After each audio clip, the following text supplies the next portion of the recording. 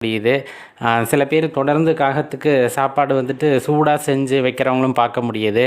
இது நிறைய விஷயங்கள் சொல்லப்படும். காகத்துக்கு வந்துட்டு ஞாபக சக்தி ரொம்ப அதிகம் அப்படிம்பாங்க. அதுங்க கூட யாராச்சும் ரொம்ப பழகிட்டாங்க அல்லது இந்த மாதிரி உரிமையாக பழகிட்டாங்கன்னா அந்த மனிதர்களை வந்துட்டு அந்த காகம் மறக்காது அப்படின்ட்டு சொல்லப்படும். அதே வகையில் பார்த்திங்க அப்படின்னா அது கூடி வாழக்கூடிய தன்மை உடையது அப்படின்னு சொல்லுவாங்க. கொஞ்சம் சாப்பாடு கிடைச்சாலும் அது வந்து தனக்குள்ள எல்லாத்துக்கும் கொடுத்துட்டு தான் சாப்பிடும் அப்படிங்கிற மாதிரி வந்து சொல்லுவாங்க. உங்களுக்கே தெரியும் இல்லையா, கொஞ்சம் சாப்பாடு கிடைச்சாலும் அது கூப்பிட்டு தான் சாப்பிடும்.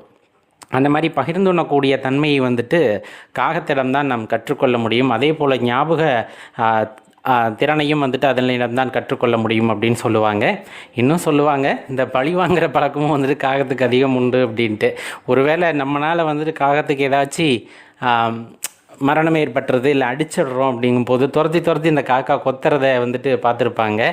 அது வந்துட்டு எல்லா காக்காவும் கொத்து, நீங்கள் எங்கே போனாலும்